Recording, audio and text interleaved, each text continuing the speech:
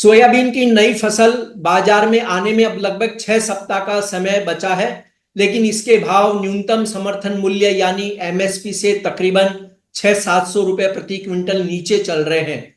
किसानों का कहना है कि हमें तो लागत भी नहीं मिल रही, आयातित तेलों पर इंपोर्ट ड्यूटी लगने की बातें हो रही है। साथ ही रिफाइंड और क्रूड ऑयल के बीच की जो ड्यूटी डिफरेंस है उसे भी बढ़ाने की बात नीति आयोग ने कही है।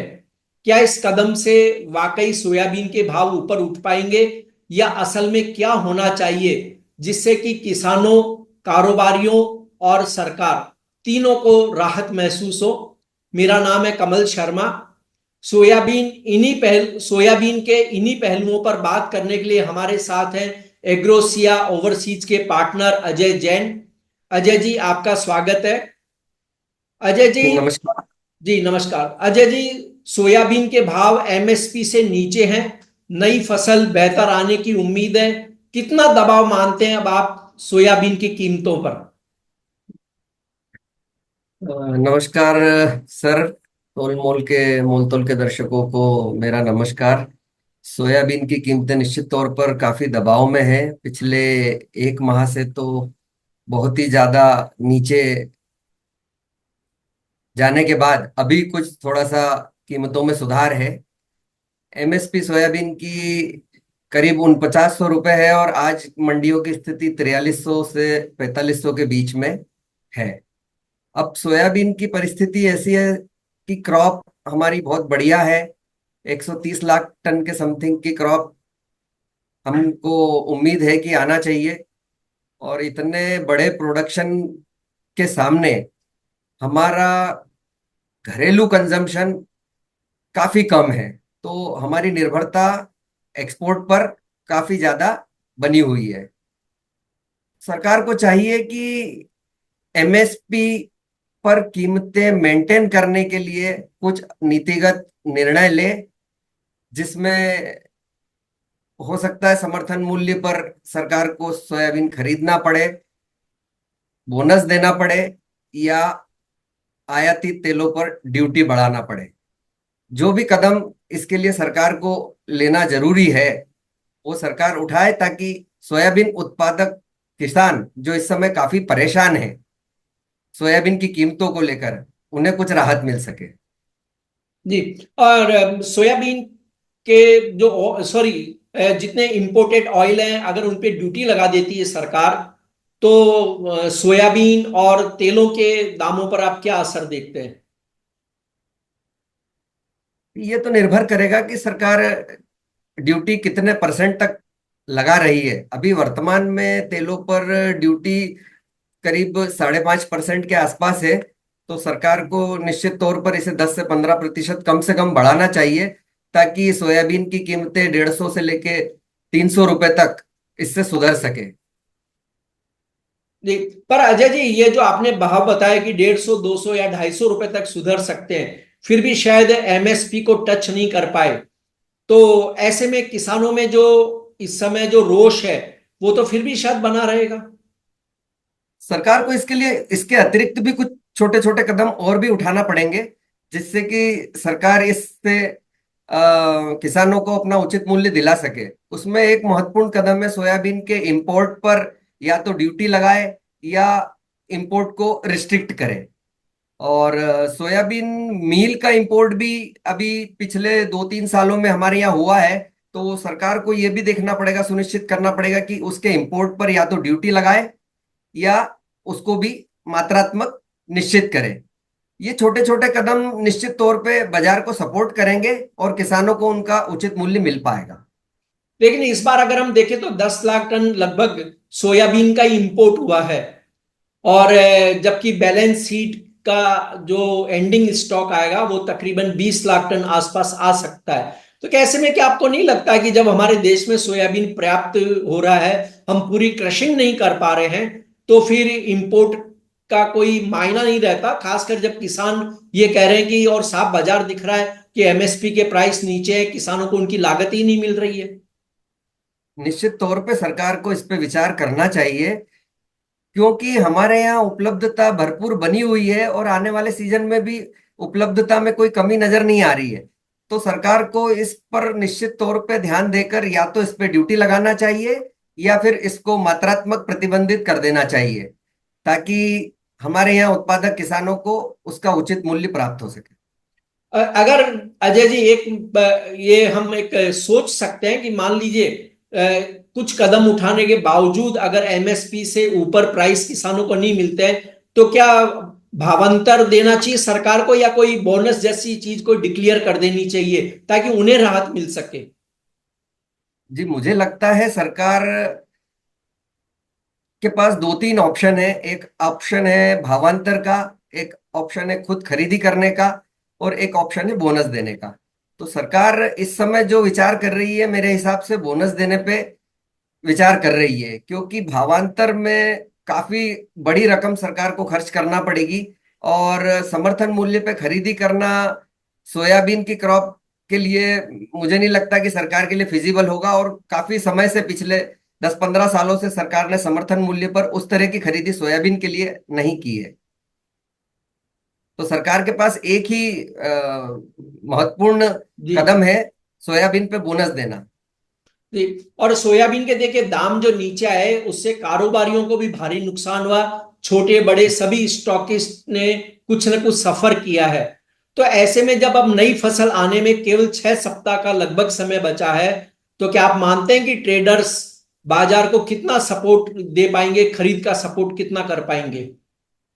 निश्चित तौर पे ट्रेडर्स का एक महत्वपूर्ण रोल है। सोयाबीन की जब फसल आती है तो करीबन दिवाली के समय 1 माह तक ट्रेडर्स की खरीदी मंडियों में बूम पर रहती है, और ये पूरे मार्केट को संभाल के रखते हैं।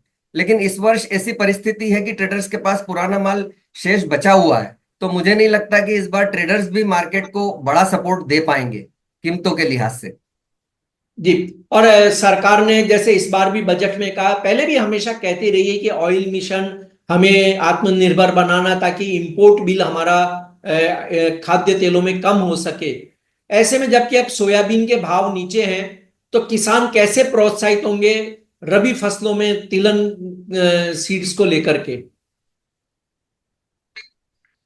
सरकार का तिलहन आत्मनिर्भरता का जो मिशन है वो पिछले 4-5 सालों से सरकार ने किया हुआ है, लेकिन जमीनी तौर पर उसके रिजल्ट कहीं भी नजर नहीं आ रहे हैं। ना वो सरसों में नजर आ रहे हैं, ना सोयाबीन में नजर आ रहे हैं। जो दो बड़ी हमारी तिलहन की फसल है, उनमें कहीं भी सरकार का ये मिशन धरातल पे नजर नहीं आ रहा है। तो सरकार को इसको अगर वास्तव में क्रियान्वित करना है तो कुछ ऐसी चीजें करना पड़ेगी जिससे वास्तव में किसान को फायदा हो, और हम तिलहन में आत्मनिर्भरता की ओर आगे बढ़ सकें। जी। पर अजय जी, अगर हम उपभोक्ताओं की दृष्टि से देखें, तो उपभोक्ता चाहता है मुझे तेल सस्ता मिले, किसान चाहता है कि मुझे एमएसपी या उससे ऊपर के प्राइस मिले, इंडस्ट्री और कारोबारी चाहते हैं कि हमारा बिजनेस या जो हम इंडस्ट्री चला रहे हैं वो सही ढंग से चलती रहे। ऐसे में बैलेंस बनाने का दबाव है सरकार पे। तो इस बैलेंस को कैसे मैनेज किया जा सकता है कि उपभोक्ताओं को तेल थोड़ा सस्ता मिल सके? ये जवाबदारी निश्चित तौर पे सरकार की है, और सरकार चाहे तो इसको बैलेंस कर सकती है कि किसानों को उनका उचित मूल्य भी मिले, और हमारे कंज्यूमर्स को ज्यादा महंगा तेल भी ना खरीदना पड़े। छोटे छोटे स्टेप्स अगर गवर्नमेंट उठाएगी, या भूतकाल में जो सरकार की नीतियां थी एक्सपोर्ट को लेकर के, क्योंकि सोयाबीन का उत्पादन हमारे यहाँ इतना है कि डोमेस्टिक से ज्यादा सप्लाई हमारे पास रहती है, तो निश्चित तौर पे एक्सपोर्ट का बड़ा अहम स्थान है।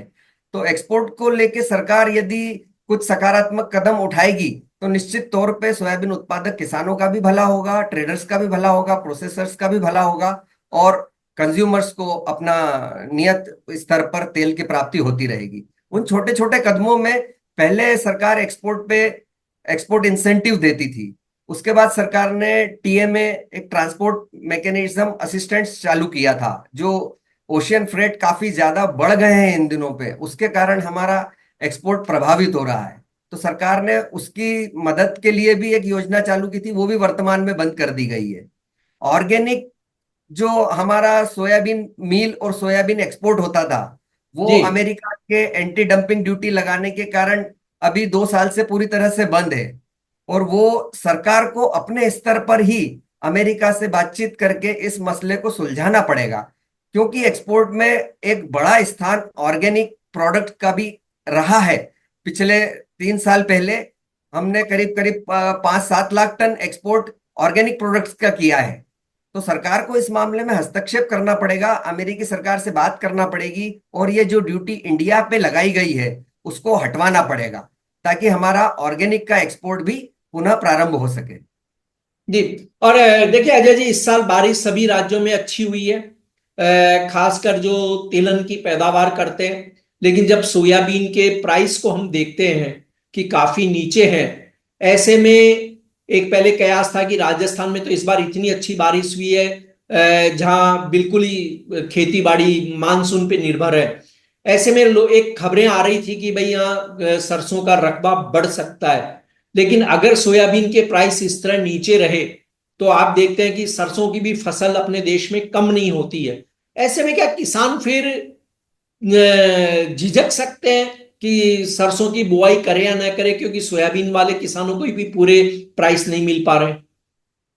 निश्चित तौर पे सोयाबीन की कीमतों को देखकर सरसों उत्पादक किसान प्रभावित तो होंगे, और अभी तक जो लग रहा है सरसों की बोनी में कमी भी आ सकती है दूसरी फसलों को देखते हुए।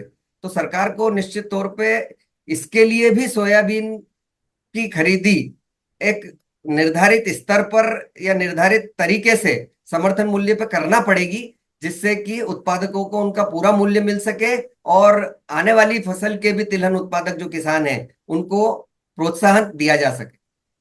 जी। सरकार का यही रहता है कि भाई आत्मनिर्भर बने, आत्मनिर्भर हम तेल के मामले में बने, हमारा इंपोर्ट बिल कम हो। लेकिन जो पैसा हम इंपोर्ट पे खर्च कर रहे हैं, अगर वो किसानों को एक समुचित रूप से दिया जाए तो हम अपने आप आत्मनिर्भर बनेंगे। किसान भी अधिक से अधिक तिलहन पैदा करना चाहेगा कि ताकि हमें इंपोर्ट न करना पड़े, और वो ये ना सोचे किसान की आज हमने फसल तो बो दी, लेकिन जब फसल बाजार में आएगी तो मुझे प्राइस क्या मिलेंगे उसे तय नहीं रहता। तो अजय जी, आपको नहीं लगता कि एक अच्छी पॉलिसी इस बारे में बने ताकि किसान ये महसूस करे कि हमने फसल बो दी, अब हमें चिंता करने की जरूरत नहीं है, सरकार हमें उचित प्राइस अपने आप दे देगी? सरकार को एक लॉन्ग टर्म पॉलिसी का निर्धारण करना पड़ेगा।